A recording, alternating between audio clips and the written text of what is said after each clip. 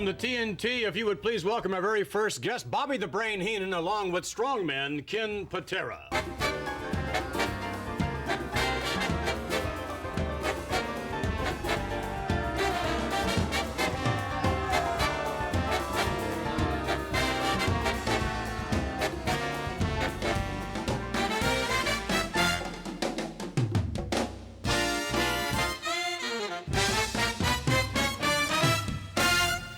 Yes, thank you, sir. Oh, it was very nice of you, Alfred. Well, it's a lovely white. Welcome back to TNT. Last time, as a matter of fact, we saw you on TNT. There was, at least for you, Bobby the Brain Heenan, there was a very embarrassing situation, wasn't there? Do you recall that? Being fired? Do you recall that? Yeah, I recall it. Okay. Rub it in, huh? You got the salt back there, and you see a nice open wound, so you take advantage. Is it an open wound? Does it really bother you? Well, I'll tell you something. I wasn't really embarrassed. See, I'm not the kind of a man that gets embarrassed. If I had done something wrong, and I'd been the average 8 to 5 clock punching humanoid, then I could be embarrassed. The idea of that punk, and I'm talking about Mr. Wonderful, Paul Orndorff, trying to embarrass me. The idea of him trying to embarrass me, that's what upsets me. All right, what we'd like to do is to take you back to some footage. It'll be a Piper's Pit. You recall being the guest on Piper's Pit, yeah, in which the subject was brought up again about your termination, if you would, in terms of your managing Mr. Wonderful Paul Orndorff. Let's take you now to Rowdy Roddy Piper in Piper's Pit and his guest, Bobby the Brain Heenan. We have with us the greatest wrestling manager I have ever seen in my entire life, and I have seen them all. And he has a special announcement, and I'm excited as anybody else to hear the special announcement. Mr. Brain, Bobby the Heenan, I'd like to hear. Well, you know my illustrious career, what I've done with athletes in this great sport of wrestling, what I've done and how I've made men. Unbelievable. You've seen what I've done with the career of Ken Patera. You've seen what I've done with the career of John Studd. But I want you and everybody out here to listen to this. Never, and I mean never in my life has this happened to me. What? Get to the point. Until recently. And I'm going to tell you what exactly has happened. The world's biggest no-good, low-life ingrate, Paul Mr. Wonderful Orndorff, has fired me. What? Wait a second. Wait. You can't, wait. You're the manager. He cannot, he cannot do that. He did it. He fired me. Calm down, Bobby. Wait a second. First of all, wait, whoa, Bobby. Whoa, he's a coward. He's a coward anyway. He's blunderful. His name is Mr. Blunderful. He's not worth getting excited about. Getting excited about? He's put a smear on my reputation. He's a coward.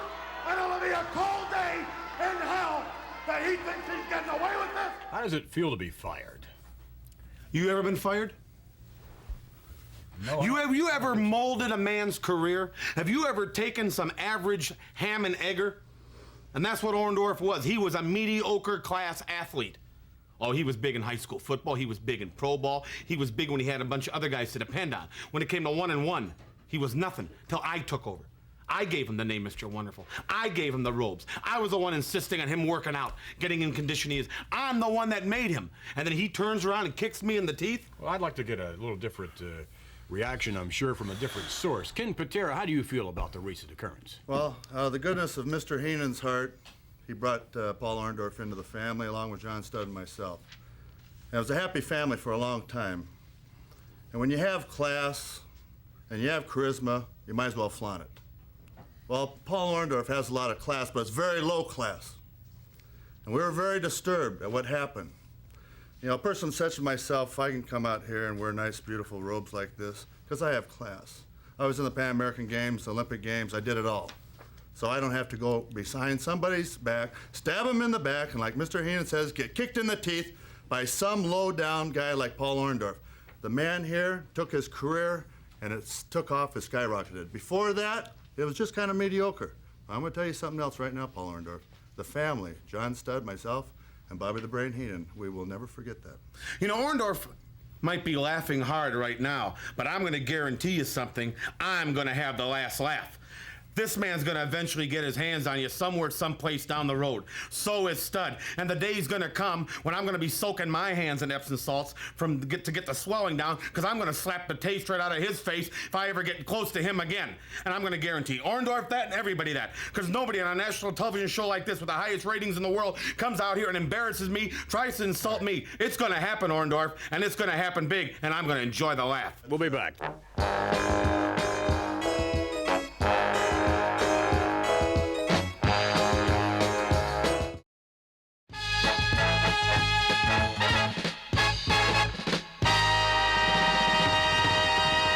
Back with more of Ken Patera, Olympic strongman, and his manager Bobby the Brain Heenan, himself wrestler extraordinaire. And in a few moments, we're going to take a look at Mr. Ken Patera in action. And I would assume that thus far you are very proud of the skills of Ken Patera. Of course I'm proud of the skills of Ken Patera. He's an Olympic gold medalist. He went to the Pan Am Games, first man to press over 500 pounds. You've heard it all. He's done it all. He's undefeated. You know, a lot of people think... Undefeated. Undefeated. Read my lips. Undefeated. You humanoids, look at this. Undefeated. Hand raised in the air. Any more? You want it simple? That's it. Simple as it gets. More than I can say for Mr. Wonderful Paul Orndorff. I saw him on the canvas there at Madison Square Garden. He was out like a cheap light bulb. Every time he got in that ring, he was like a cheap watch. He was stopped every second. I'm gonna guarantee you something. A lot of people think that Orndorff is gonna distract Stud and Patera with their quest for the World's Championship. That's not gonna happen as long as the Brains is controlling it. Hogan's on the program today, right? Yes, indeed. You don't think he's watching this man right now? I'm sure and he listening is. to me? Well, he better be. Let's all watch Ken Patera in action. Oh boy, I'll tell you, you talk about pure strength. We saw Ivan Polish Power Putski in action, and now we see truly one of the strongest men in the world, and he has proved it many, many times, Ken Patera. Big Kenny Patera going right to work on Ronnie D, picks him up. Big press body slam. And then a little pose for the crowd. We like it, Kenny. Drop that big elbow on him. Ronnie D, a big man in that ring, by the way. And Patera continues the assault. Look at that, pushing away the referee. What's the matter, huh? Listen to Patera hollering, "What's the matter?" You heard that. Referee still trying to get Patera off Ronnie D. Well, you know, Kenny Patera lives by, well, how does the saying he says goes? Win if you can, lose if you must, but always cheat. That's what Kenny Patera lives by. Just clothesline him on that top rope. And Big Kenny's on a roll, Jack. And Patera, like a man obsessed in that ring right now, using the elbow. Look at that. Why is he choking his opponent? For what reason? For what reason? Cut off the wind, slow him down. You don't get air, you can't function in that ring, Jack. With all the strength that Kenny Patera possesses and all the ring skills, he doesn't have to resort to tactics like that. Yeah, but it's Bobby the Brain Heenan rubbing off on strongman Ken Patera. Look at that, he could have pinned him, I believe, and picked him up. I love it, Jack, I love it. I know you're loving it. Had his man pinned and pulled him back up. Big shoulder breaker, and down goes D again. Patera, let's see if he covers him. Nope, No. He's not gonna. How do you like that? Huh? Picked him up again, and the assault continues. Big suplex. Let's see if Patera will pin him this time. D is completely out of it. Crowd loving it, by the way. Could have pinned him twice already, Jack. And there it is, the swinging full Nelson. Strongman Ken Patera's forte. It's all over now. That's the submission hold. The swinging full Nelson. Look at that. Look at Patera standing on his opponent, and the fans are loving it, believe it or not. Now Patera, look at this. Now he had the man beat. There's no cause for this. Absolutely none at all. Well, apparently he's serving notice to someone, Jack. The winner of the match, Ken Patera. There he is, strongman Ken Patera. You know what I think? I'll tell you, Jesse. I think we're going to need a stretcher to pick up the likes of Ronnie D after that tremendous beating that he took to Ken Patera. Well, I'll tell you, Ken Patera, with the absence of his manager, Bobby the Brain Heenan, apparently wanted to serve notice that maybe he don't need Bobby the Brain all the time to be vicious, to be cruel, and to be the winner that he is, Jack. Ronnie D is not moving right now. Referee John Bonello hovering over Ronnie D. And Ronnie D is not moving. Wait a minute, look at this. Here comes Patera again. Look at this. What is going on? Look at this. This is unbelievable. There's no cause for this. What is he trying to do? Obviously, he's trying to put the man in the hospital, Jack. Strong man Ken Patera. Well, what about that little display there? And what about the commentary as well, that perhaps Ken Patera does not need Bobby the Brain Heenan at his side at all times? Yeah, that's true. Mr. Heenan is there when the time is right. It's quite obvious the time wasn't right this time. Just like Jack Reynolds, announcer, said, he mentioned that I was serving notice to somebody, but he wasn't sure. Well, it's quite obvious by now. Everybody knows who I'm serving notice to, and that's first Paul, Mr. Wonderful, Orndorff, as he refers to himself, and the Hulkster. Serving notice to both of them. That's right. Because, number one, I want that World Wrestling Federation belt around my waist. As everybody's quite aware of, I'm the uncrowned champion. Everybody knows that. Like Mr. Heenan mentioned earlier, I am undefeated, and I will remain that way. And Paul Orndorff, when I get through with you, you'll have a face that only a mother will love. Mr. Heenan, are you doubting yourself any at all? I mean, you know, we see what's happened with Paul Orndorff. We saw what happened in WrestleMania. We see here Ken Patera saying that he doesn't need you all the time, of course. Are you starting to doubt your own managerial skills? What are you trying to say? I'm having trouble holding everything together? Are you trying to say I'm a man possessed by, I'm beside myself? I don't have complete control of my thoughts? If you're trying to say that, pal, you're dead wrong.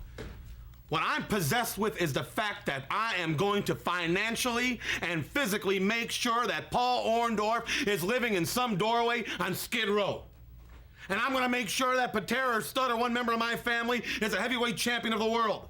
And I'm going to do that by walking over the busted-up carcass of Paul Orndorff, and then on to Hulk Hogan, because nobody comes out here on television does what Orndorff does to me, spreads the propaganda around what Orndorff says about me.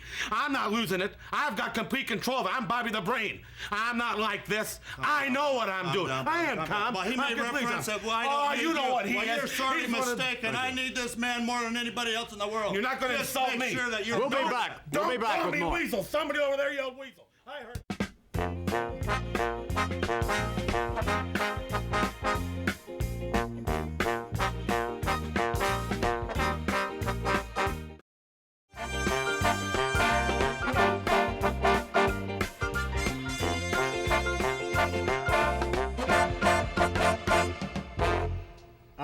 We would like to welcome our next guest, ladies and gentlemen. As a matter of fact, one of the all-time greats in the World Wrestling Federation, hailing from Hawaii. Would you please welcome King Curtis Iaukea.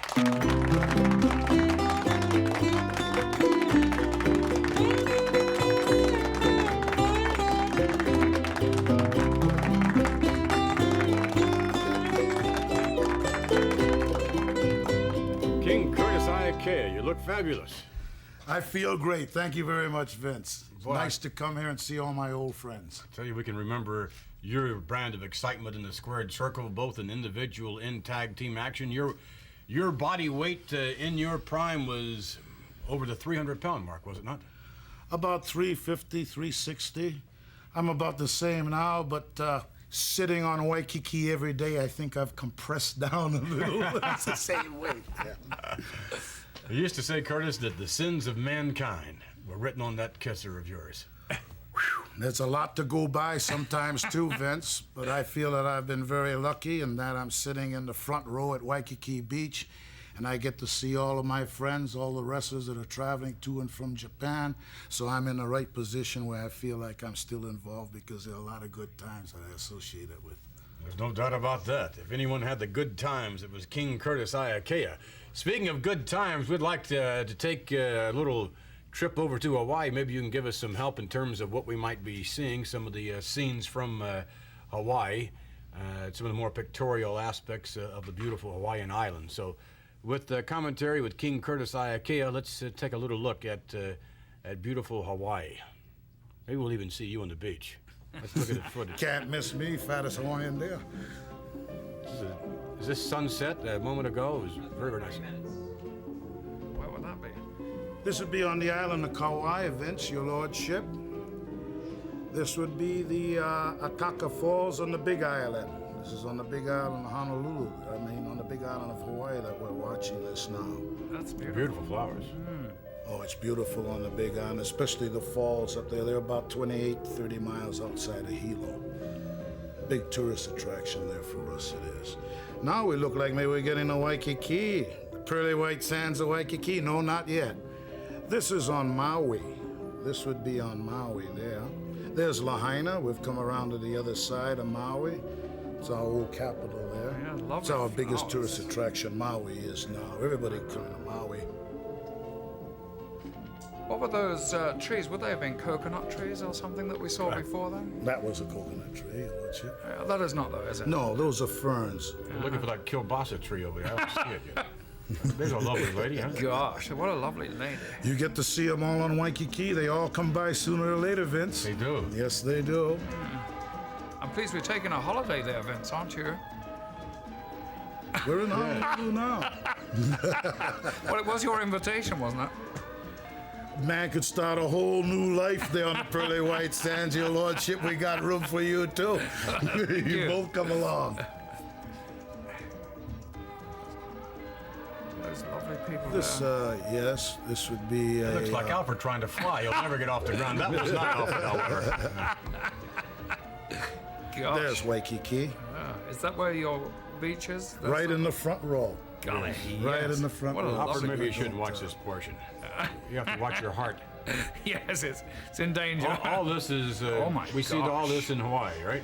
Actually, you can get tired of it. I find a Really? great turn on What? coming here and finding all the ladies looking at them in beautiful nylon hose and dresses and everything. You know, sometimes the imperfection There's shows Don up Morocco too there. much on Look, the skin. Yes, sir. There's As Don. I said, you could get tired of steak. ice cream. A little bit of the nightlife here, huh? There's a little bit of a fair amount of that, isn't there, going on? There's something for everyone there in the 50th state. We're very fortunate. Any type of interest you have, it's right there. in Well, Waikiki. I definitely saw some of my interests there, definitely. Yes, that was the tree climbing. You always were a ladies' man. Well, I tried, put it that way. Wasn't always successful, Curtis, not like yourself. I don't know if I could stand an example of success, but thank you for not getting personal. You do it all the time, many times. King Curtis Ayake. In a moment, as a matter of fact, we're going to take you back down memory lane, King, and show you a tag team matchup in which you and your tag team partner, then Baron Mikel Cicluna, were facing Pedro Morales and Victor Rivera. And that was just one of the many battles that you had throughout your career in the World Wrestling Federation. But every time you went to the ring, it was a battle, wasn't it?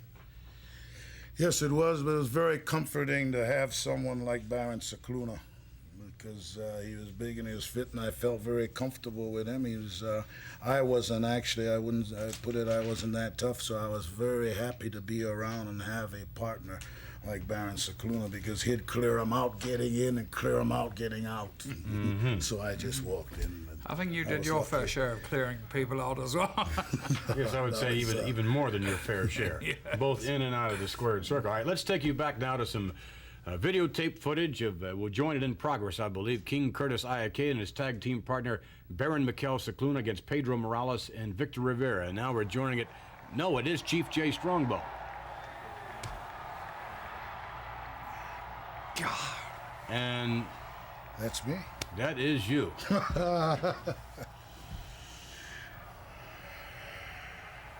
Now, this must have been vintage, what year, Alfred, would you say this is, approximately? I would say approximately 73, 74, around that time, because if you notice there, Strongbow obviously looks a lot younger, but I distinctly remember the files relating to this was at that particular time period, late 73, early 74. This is not the match we made reference to earlier. This is a different, obviously, with Sonny King and Jay Strongbow. But likewise, they gave you a real run for your money, King. Some athlete. The Indian there was some athlete. I remember him very, very well.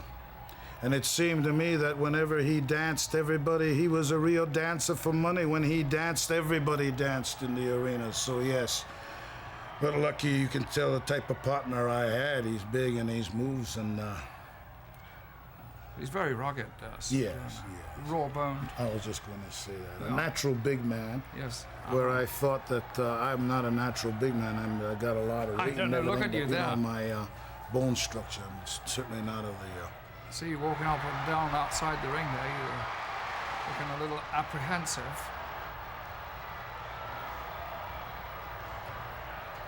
Sonny King coming in and stalking you there, giving you a couple and of now very the big heavy King ones. comes in. King Curtis. Uh-oh.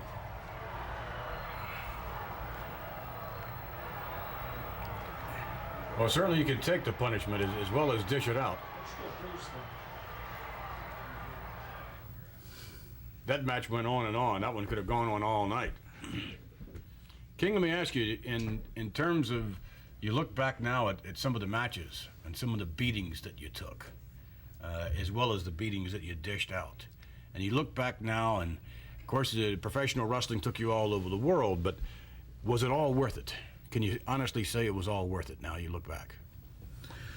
I've thought long and hard about that, Vince, because making the transition after being in professional wrestling for 25 years to being a beach boy, it wasn't, like you say, being everywhere in the world and everything. And I know for sure, without a doubt, that it was all worth it, because if it wasn't, then I should just maybe go out and jump off, hang myself or something. But it definitely was worth it for the contacts and the friendships that I accumulated over the years. And I still have my friends, and it definitely was. And it was a great honor and a privilege to be a professional wrestler. Well, we'll look forward in our travels visiting you on Waikiki Beach. Please do. Please do, and thank you for having me here, and please come my way so I can make you comfortable on Waikiki. Thank you very much. Thank you. King Curtis Iakea will be back as we continue with more TNT. To join us a little later on, Hulk Hogan, the World Wrestling Federation champion, and Mean Gene Okerlund. Stay with us.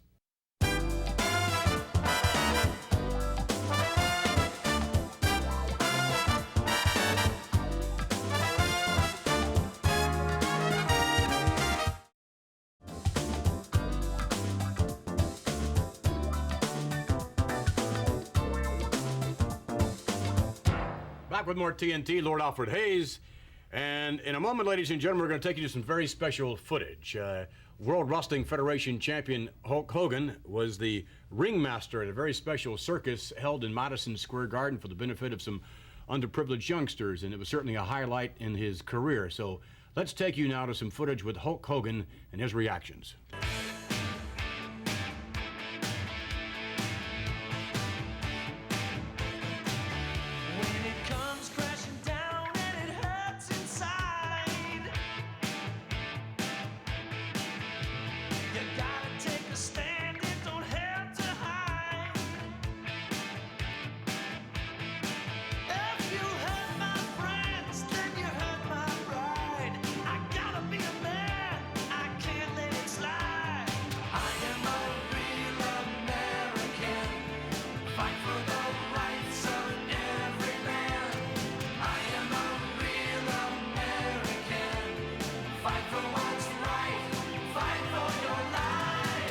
Well, today at a different ring, Hulk Hogan is a champion once again. We're going to take a different look at the incredible Hulk Hogan. The occasion was the 10th annual circus outing for special children. Hulk Hogan served as the guest ringmaster for some 18,000 handicapped youngsters. The circus may have been sponsored by the community mayors of New York State, Madison Square Garden, and the Ringling Brothers and Barnum and Bailey Circus, but the day belonged to the World Wrestling Federation heavyweight champion, Hulk Hogan. Hulk, what is it like dealing with these youngsters and having an opportunity to be the special guest ringmaster? I tell you, it's really an honor to be here with these special children from the 5 boroughs in New York. You know, these kids are less fortunate than I am as far as physically being capable to carry on in life. But after being with them today, at first I felt really bad, but after being with these kids, they're full of life, man. They're really full of life, and they just enjoy seeing me, which makes me feel great because I know I've got some wrestling fans out there today. Plus, the policemen, the community mayors, and everybody involved with this thing. I think they're doing a heck of a job of taking their time and working very hard for nothing to make these kids happy, and they have really done it today. You were picking up 2 of the youngsters earlier. Can you describe your emotions when you were doing it? Well, you know, I was a little nervous because usually when I'm in Madison Square Garden, I've got the wrestling boots on and I'm ready to get in the combat zone. Today, I was in a different kind of circle, the circus, and when I picked the 2 kids up, at first I thought they might be afraid of me, but they were laughing and giggling and carry on. So, like I said, they're just really happy to be here, and they're very exuberant about being here. And emotionally, I didn't feel bad. I felt just really good to be here with the kids. Do you feel it's important for an athlete to give back, per se? Well, you've got to. You know, these are the people that support you and get behind you, and they're the fans. Plus, like I said, these kids are really less fortunate in a physical way. Some of them have other problems besides physical problems, and you got to give it back because you got to remember what the basics are and your fellow man and the whole thing. And I tell you, it just makes you realize where you stand, you know, and I don't know how to explain it other than you just feel really good doing it. Was it a rewarding and satisfying experience to hear the youngsters, the crowd, cheering for you in a different context, in a different type of ring? Well, yes, it was. I didn't know the reaction that they would have when I first walked out. But when I walked out, I felt like I was in front of the wrestling crowd ready to fight in Madison Square Garden. The fact that these kids are my wrestling fans, plus in normal, everyday street clothes, they notice me and recognize me and are just as loud and excited to see me. It makes me feel like just the fact of me coming out here and telling them time after time to train and say their prayers and eat their vitamins, the message is getting through. And these kids, they're really something else. All right, there was a little different side of the World Wrestling Federation champion. There are many facets to our next guest. Would you welcome, please, the one and the only Hulk Hogan.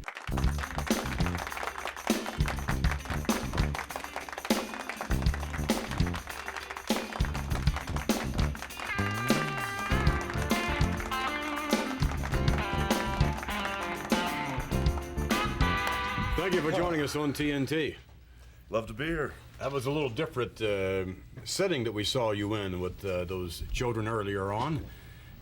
Certainly in the normal happenstance, we'll find you in the squared circle wreaking havoc every place you go. Well, I tell you, when you're running around the world wreaking havoc and you're the world's heavyweight champion, sometimes you forget, you know, between the airplanes and the cars and all the wrestling fans and all the maniacs trying to catch you on the interstate and all over the country, sometimes you really get caught up in that fast lane, awful Alfred, and you kind of forget what it's all about. But things like getting together these special children in New York and what Ringling Brothers and Barnum and Bailey did, it really brings you right back down to the basics. You know, get your feet right back down on the ground. It gives you a reason for going on and pushing that much harder day after day, night after night, and it makes you realize what you're doing is the right thing. It gives you a really good feeling inside.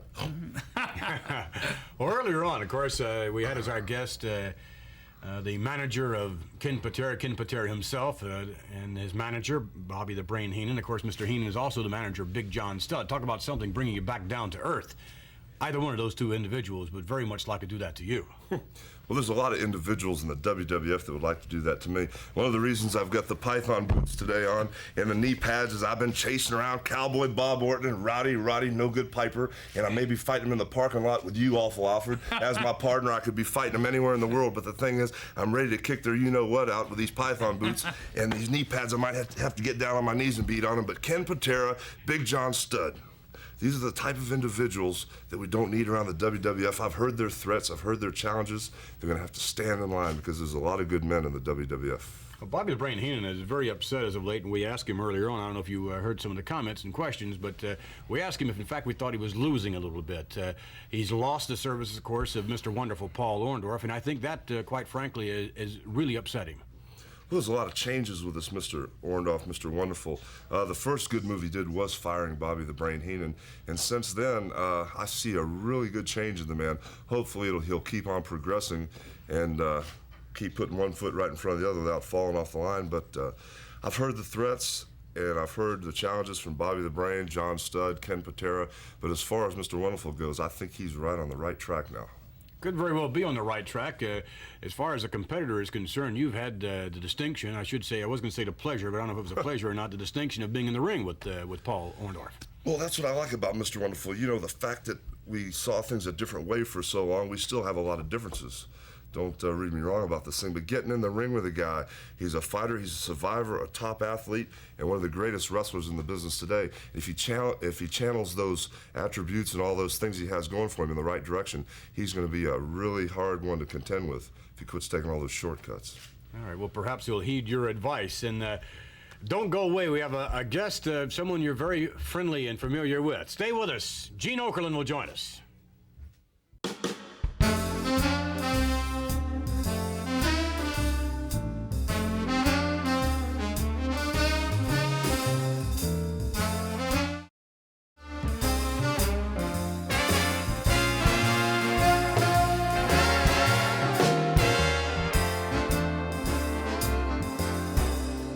With the World Wrestling Federation champion Hulk Hogan, along with Lord Alfred Hayes, and in a moment we're going to introduce to you a very special gentleman for sure. Very special indeed, and certainly, Hulk, you've had the pleasure of having been interviewed by this gentleman for some time now, have you not? I'll tell you, he's one of the best there is. He's always got the craziest question at the craziest times, but he gets the job done. He digs down into what we're all interested in, what's going on inside professional wrestling. I think he's one of the best announcers.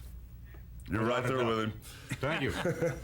All right, let's take you now to Mean Gene Okerlund in a rather unusual set of circumstances. Let's take you to Mean Gene. The wall, it remains to be seen, but I've got to say this. I think Mullah's behind the whole thing, Wendy. Oh, I do too, and I know she's digging up girls from everywhere that want this belt. Every woman in professional wrestling wants my belt, but I want it too, and I had to fight inch for inch to get this, and I'm not about to lay down on my back and let someone cover me. I thank you very much. We're going to be right back. That's Mean Gene for you. Would you please welcome Mean Gene Okerlund?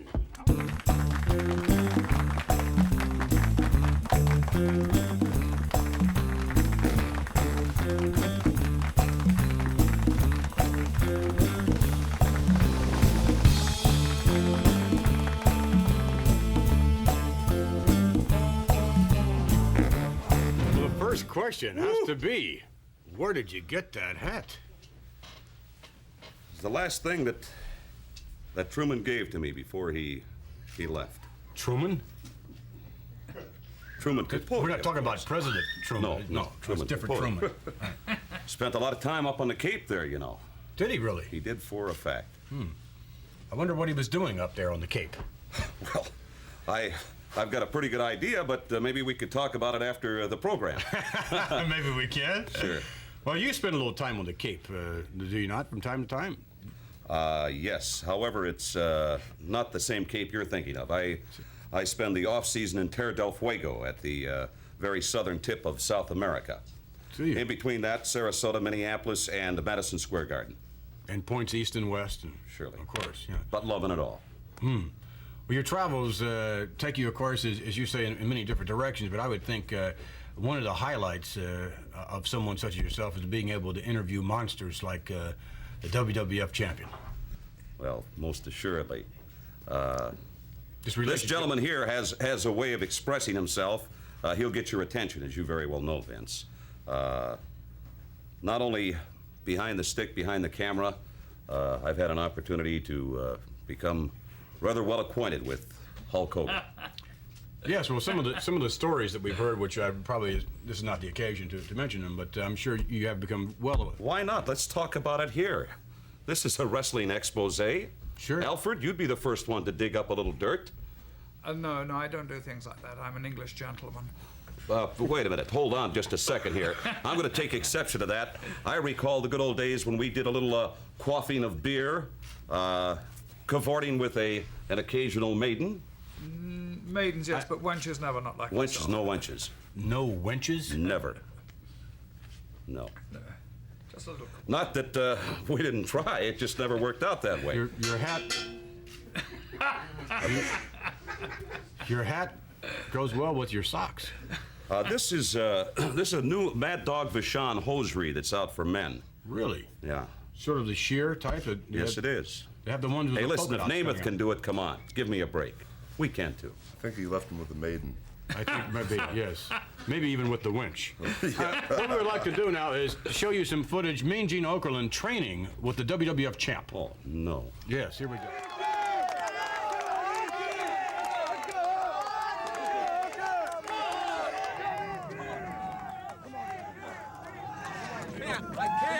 Halfway around, brother, halfway around. Get psyched, Daddy. One more time around the leg. Let's do it, man. Come on, Mean Gene, you can do it, Daddy. Come on, brother. Gino, come on, man. All right, man. All right, Daddy. Halfway around the leg. Get your head right. Eye of the Hulkster, man. All the way. One more time. Come on, Daddy. Go off. You gotta be kidding the Hulk. Don't stand now. Come on, Gino. We're almost there, brother. Hulkamania. Gino Mania. Get psyched, man. Eye of the Hulkster, Daddy. Come on, Gino. Let's go, brother. Come on, Gino. Come on, Daddy. Let's go. Come on, Gino. Get psyched, man. Come on, brother. Finish up. Get your head right. Get fired up, Daddy. Eye of the Hulkster. Come on, brother. All right, Gino. Come on, man.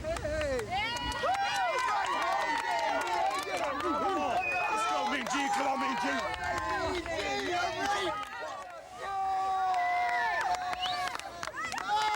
Oh boy, I'm ready for a beer and a bratwurst. What about it, huh? Whoa, Mean Gene, hold on, Daddy. I just rounded the corner and I turned around and you were behind me. Back to work, Jack. No beer, nothing, man. This is all training. All I Come on, wanted was Gino. a beer and a brat. No way. When we're done, maybe, but not now. Okay, Let's okay. Go. Well, you were pushed there, Mean Gene. Well, I'll tell you, it wasn't exactly starting out with Mr. T either. But I will say this, this gentleman shot me through the grease for some 3.5 weeks, and in the long run, Hulkster, it paid off for us. Well, I'll tell you, Gino, when you told me the seriousness of the situation, that you had 7 maidens lined up 7 days in a row, I knew I had to get you in shape. I knew I had to get your endurance up where you'd never give up, you never quit, that you could go all night long. So that's what it's all about. I got Mean Gene meaner than ever for the 7 maidens 7 days in a row. I don't believe I would have told that one if I were you. But there are other stories out there, I mean, with, you know, that involving Mean Gene. I mean, would you care to tell everyone how you got the name Mean Gene? Do we have to go into that? What? Because somewhere out there, Jesse Ventura is listening, he's watching, and he started it all, but I must say that this I thought man... it was the 7 maidens. The 7 maidens, Mean Gene, yes. That could have been a part of it. Yeah, it could have been. But I think this man right here, my very dear, close, personal, longtime friend, yes, Hulk Hogan, very instrumental in picking up the banner of Mean Gene. Well, you've been, from time to time, been in a number of set of circumstances, so we're told, in which we have seen both of you, after a match, in a situation in which both of you would walk in and grab a microphone or a bass guitar, as the case may be, and get down with the music. We have been known to do that on occasion. It's unfortunate that there wasn't a piano here. I don't know if Hulkster has a bass or not, but well, if we had... It just so happens that we have a piano here and a bass guitar that might be big enough for the monster to play, and maybe when we return, we could prevail upon you. Absolutely no preparation, Vince. I'm going to have to beg off. I would love to. I don't want to let anybody down, but I just don't think it's in the cards. Get him a pair of socks and he'll do it. Yeah. All right, we'll get you a pair of socks, and we'll be back with Mean Gene and Hulk Hogan. Stay with us.